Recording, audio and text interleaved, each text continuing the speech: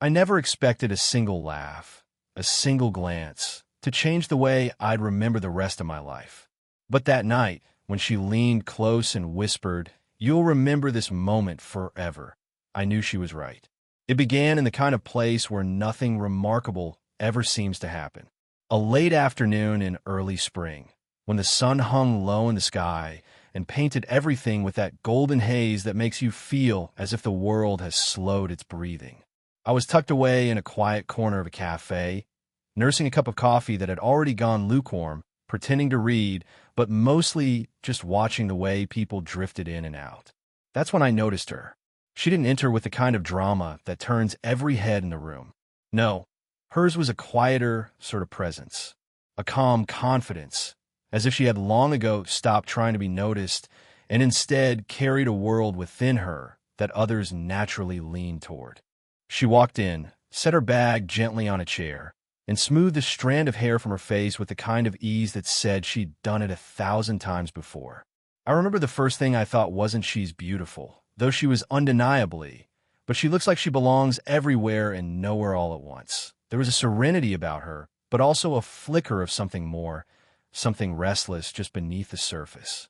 Her eyes caught mine, briefly, and though it couldn't have lasted more than a second, it felt uncomfortably revealing. She didn't look through me.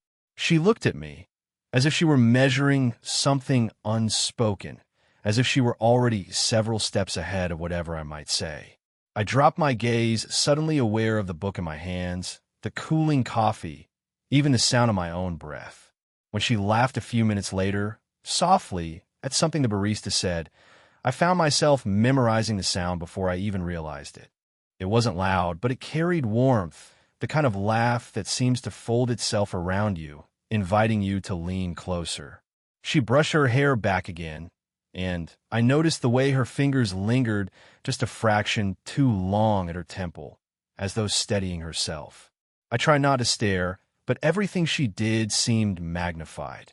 The way she flipped open a notebook and tapped the pen against its margin, the way her lips curved slightly when she was lost in thought, the way her shoulders shifted as if she carried more than anyone else in the room could see. And in that moment, sitting there with the pages of my book blurring into meaninglessness, I felt something unusual stir in me, a mix of curiosity and recognition. As if I hadn't met her yet, but somehow, a part of me already knew I would remember this woman. It was such an ordinary setting, a cafe I'd walked into 100 times before, on a day that should have faded into the blur of all the others. Yet with her presence, the air felt heavier, the colors sharper, the passing seconds more deliberate. I didn't speak to her then, not yet, but I knew, without understanding why, that something had shifted, that the quiet, golden haze of that spring afternoon had just etched itself into memory because of her. The second time I saw her, it felt less like coincidence and more like inevitability. The same cafe, though this time the day carried a softness. Clouds muted the sun, and the air held the faint chill of rain that hadn't quite decided to fall. I sat in my corner again, book open but unread, when I noticed her at the counter, speaking quietly to the barista. Her voice was low, unhurried, touched with a warmth that lingered in the spaces between words. I could see the barista leaning in slightly, smiling at something she said. When she turned, her eyes met mine again, steady, searching, as though she remembered me too. This time I didn't look away. She chose the table nearest to mine, setting her cup down with practiced ease. For a moment, she simply sat, gazing out the window as if lost in her own reflections. Then, perhaps catching the awkward shuffle of my pages, she smiled. "That book must be good if you've been staring at the same line for 5 minutes," she said.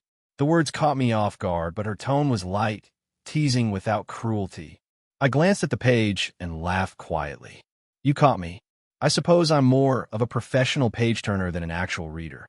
Her smile widened just slightly, a soft curve that reached her eyes. "I do that too," she admitted. "Sometimes it's easier to pretend to be absorbed in words than to admit you're really just thinking." There was a pause, and in that pause, something shifted. Her honesty felt like an invitation. I found myself leaning forward, resting my elbows lightly on the table. And what are you thinking about?" She didn't answer right away. Instead, she tilted her head, studying me as though weighing whether or not I deserved the truth. Then she shrugged gently, her gaze drifting to her coffee. "About how strange it is the way we sit surrounded by people and still feel so alone."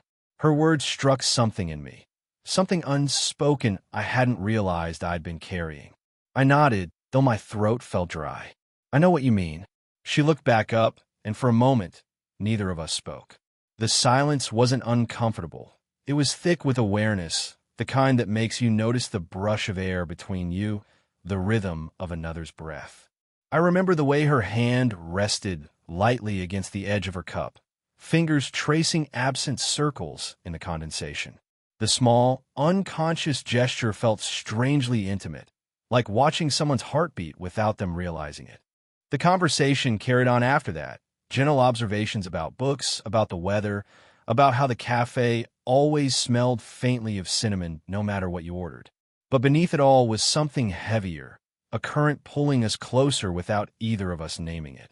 When she laughed again, it was quieter this time, as though meant only for me. And I realized, with a flicker of something that felt both exhilarating and terrifying, that I didn't just want to hear her voice. I wanted to be the reason it lingered in the air.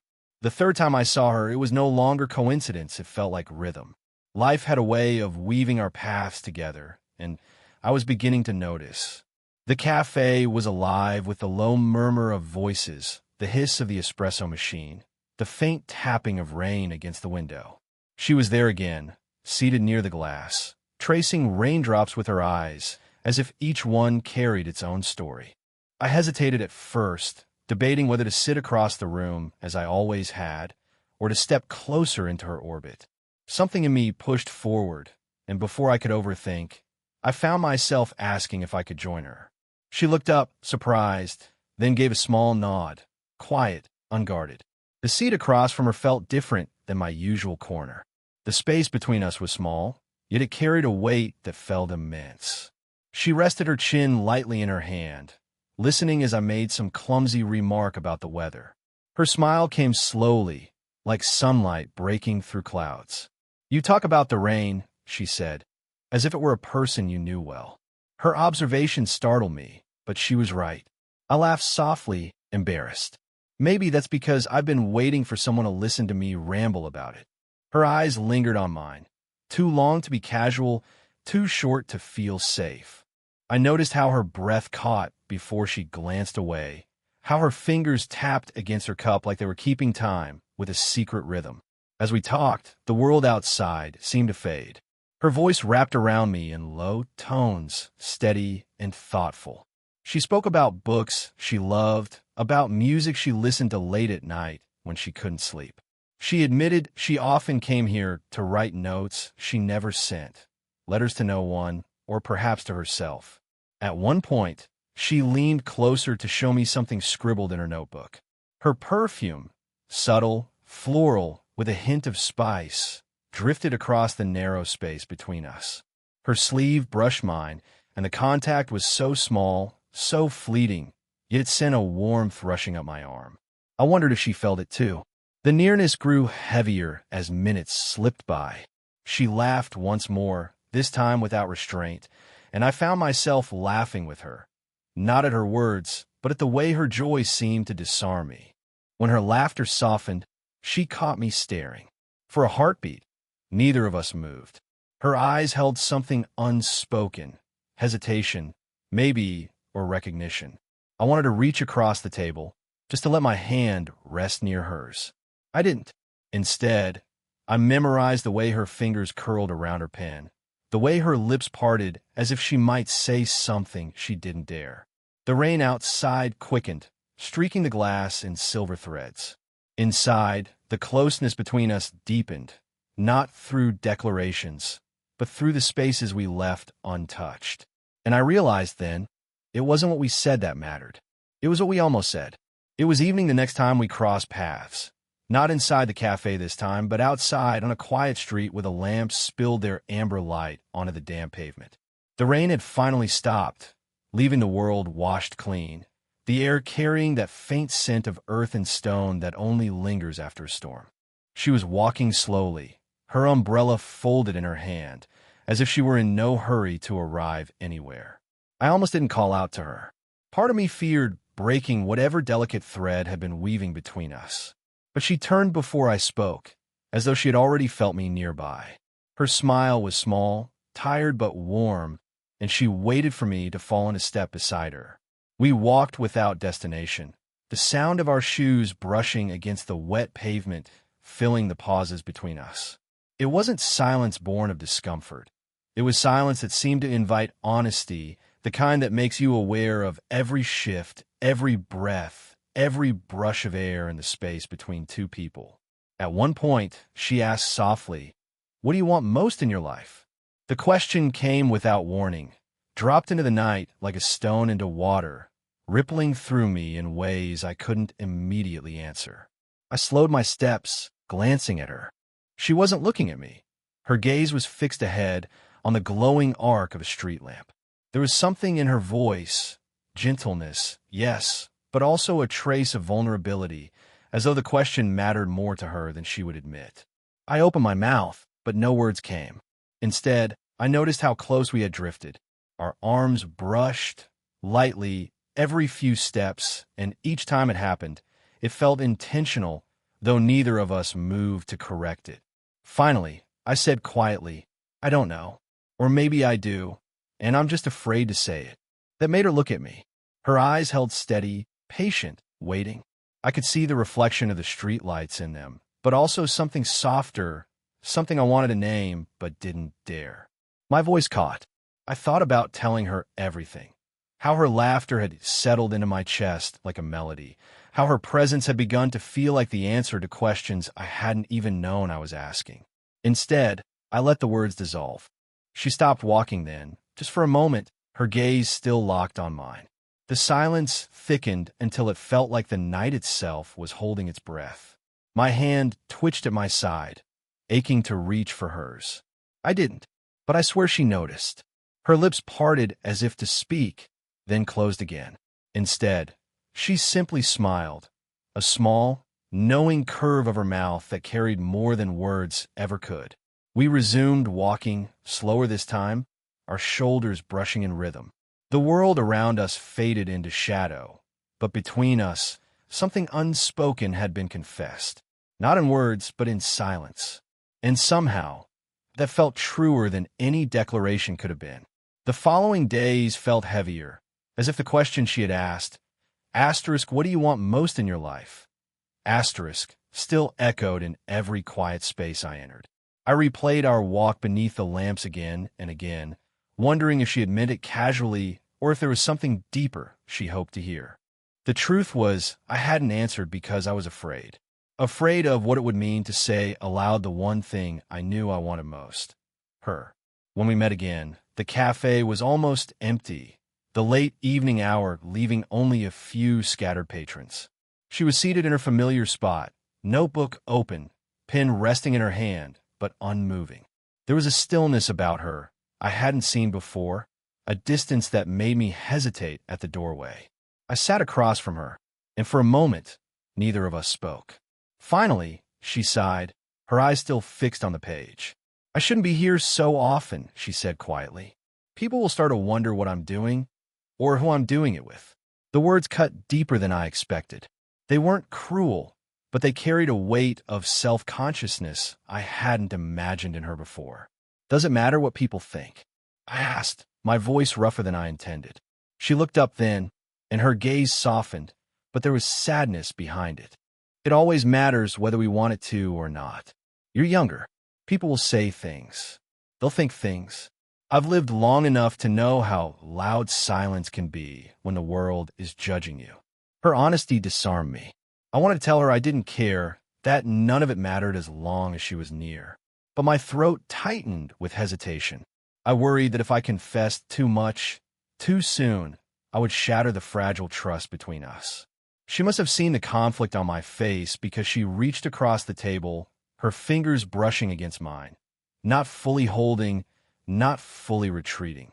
The touch was tentative, uncertain, but it carried the weight of everything she couldn't say. "I don't want to be foolish," she whispered. Her words struck me harder than I expected. I leaned forward, heart racing, and said, "You could never be foolish. Not to me."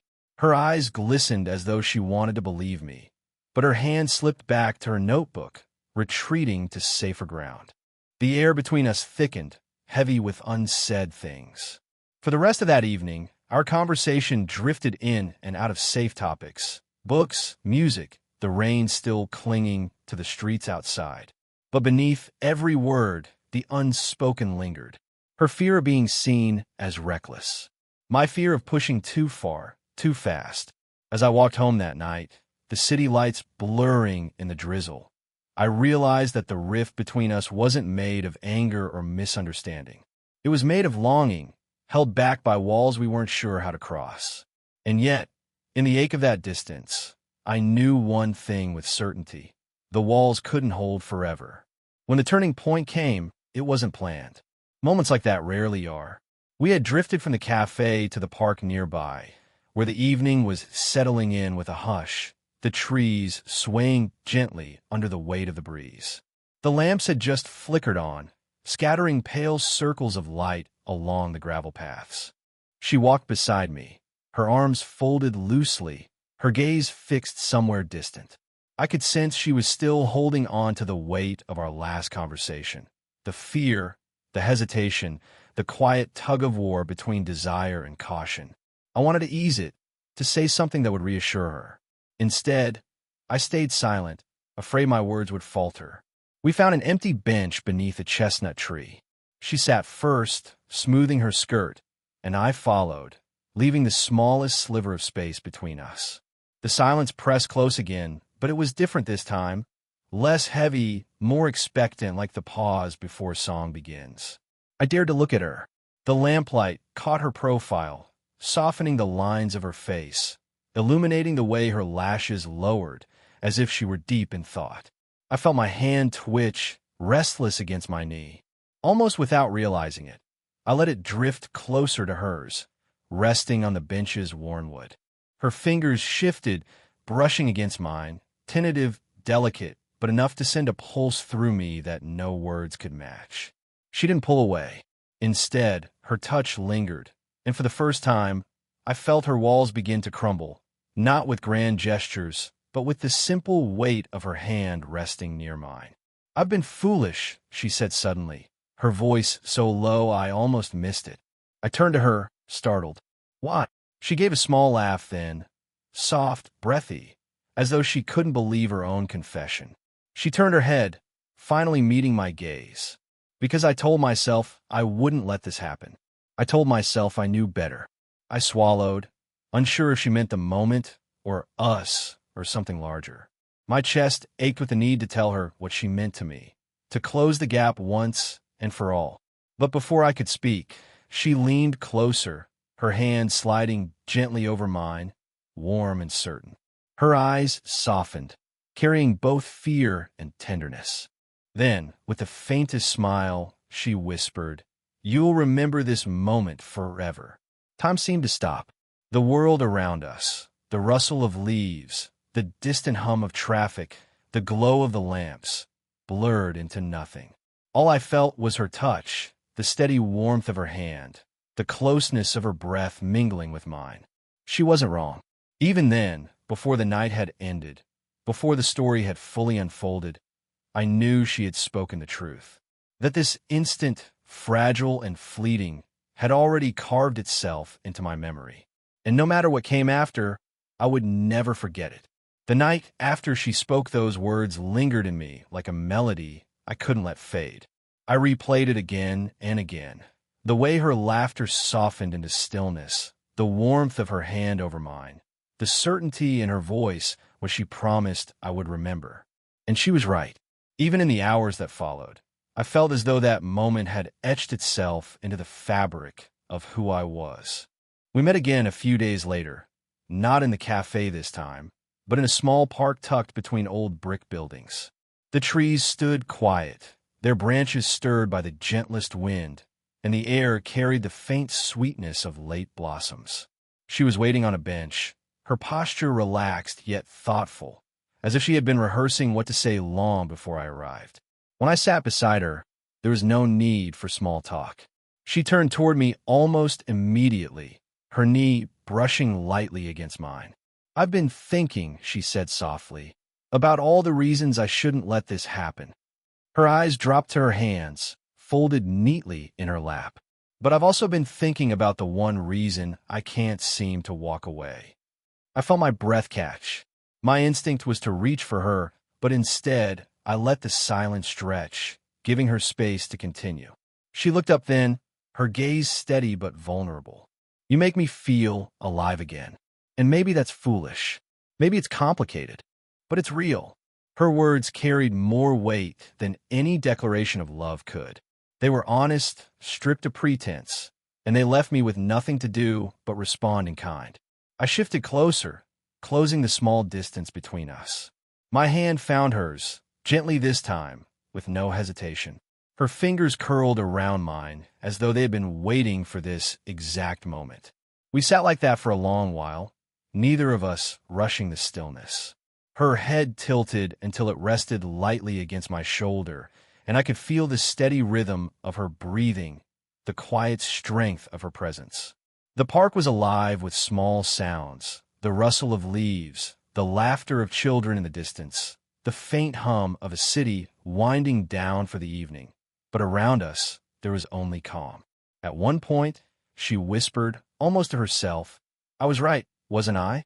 You will remember."